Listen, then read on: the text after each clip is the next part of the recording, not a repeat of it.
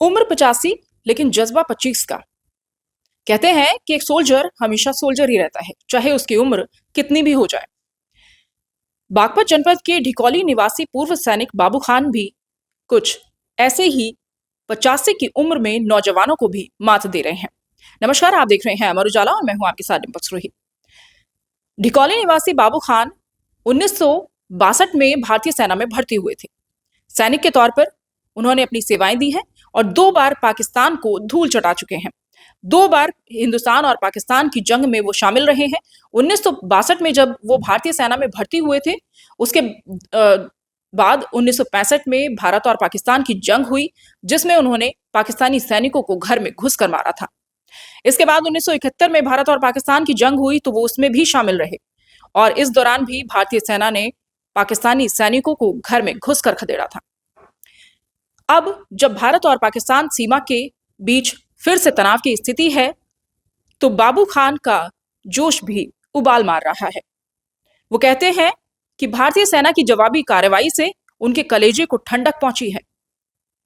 पाकिस्तान अपनी कायराना हरकतों से कभी बाज नहीं आता है, इसलिए जब तक मार नहीं खाएगा तब तक बाज नहीं आएगा।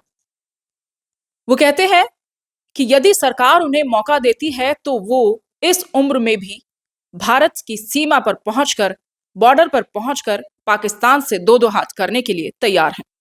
आइए सुनते हैं क्या कह रहे हैं बाबू खान। नाम है जी आपका? बाबू खान, कहाँ के निवासी हो? भिगोली।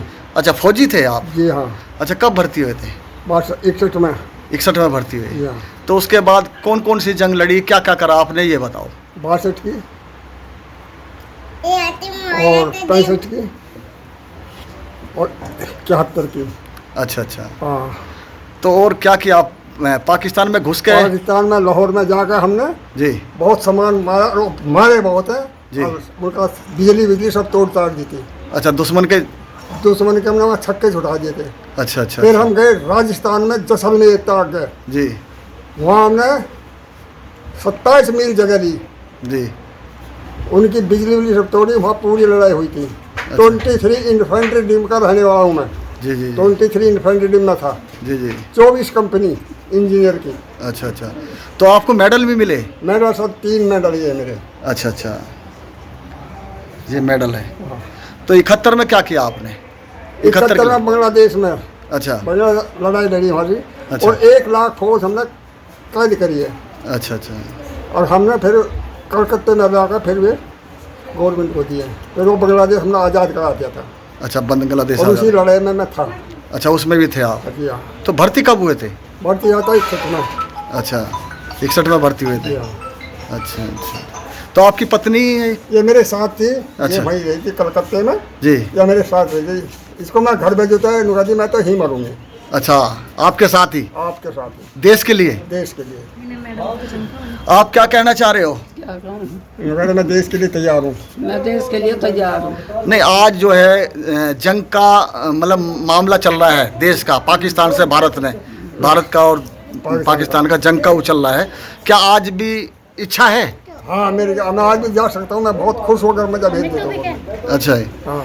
क्या आप भेज सकती हो इन्हें? बिल्कुल कोई दहशत नहीं है? नहीं, कोई नहीं। मेरे 4 लड़के 32 लाख हुए नहीं, पोता है। मैं उसको अभी देश की सेवा के लिए भेजना चाहता हूँ। अच्छा, जंग में भेजना चाहते हो? जग में भेजना चाहता हूँ। और बच्चों को भी? हाँ जी। चारों लड़कों को भी? हाँ।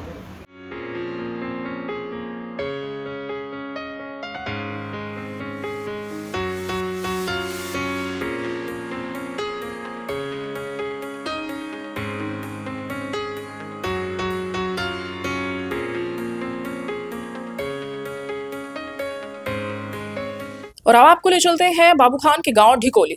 फौजियों के गांव में आपका स्वागत है। ये बोर्ड पढ़कर आपका सीना भी गर्व से चौड़ा हो गया होगा और इस गांव की खासियत जानकर भी आप गौरवान्वित महसूस करेंगे।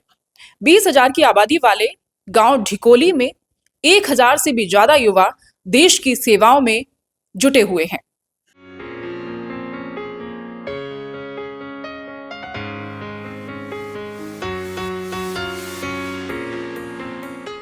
देश सेवा और सुरक्षा का भाव इस गांव की फिजा में है।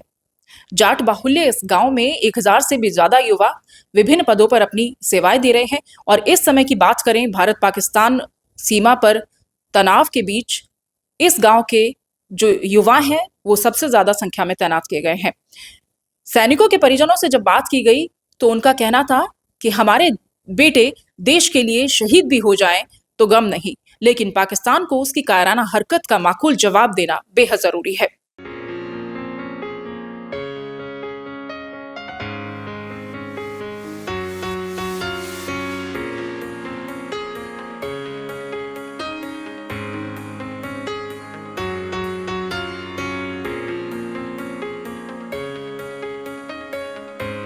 सैनिकों की माने तो अभी तक कोई ऐसी जंग नहीं गई है जिस जंग में इस गांव के सैनिकों ने हिस्सा ना लिया हो। चाहे वो 1965 की जंग हो, चाहे वो 1971 की भारत पाकिस्तान की जंग हो, या फिर 1999 का कारगिल युद्ध हो। इस गांव में पूर्व सैनिक जो हैं वो उनका जज्बा आज भी यही है कि यदि सरकार मौका देती है तो वो भी बॉर्डर पर लड़ने के लिए फिर से तैयार हैं। आपको मेडल मिला एक तो 62 में, हाँ जी, एक 65 में, हाँ एक 71 में, ये लड़ाई में मिलेगा। जी, जरूर आपको एक मेडल मिल जाता है। बहुत अच्छी जंग लड़ी। हमारे गांव के बहुत बुजुर्ग ऐसे थे और जिन्होंने देश सेवा में कोई सा भी युद्ध देश का रहा हो, हर युद्ध में हमारे गांव से शहादत रही है। चाहे कारगिल का युद्ध रहा हो, 62 का, 71 का, 65 का, देश का कोई सा भी युद्ध रहा हो, हमारे गांव से हर युद्ध में शहादत दी गई। फिर हाजिर होंगे नई स्टोरी के साथ। देखते रहिए अमर उजाला। नमस्कार। अगर आप ये वीडियो YouTube पर देख रहे हैं तो हमारे चैनल को सब्सक्राइब करें और बेल आइकन को दबाना ना भूलें। अगर आप Facebook पर ये वीडियो देख रहे हैं तो हमारे पेज को लाइक करें।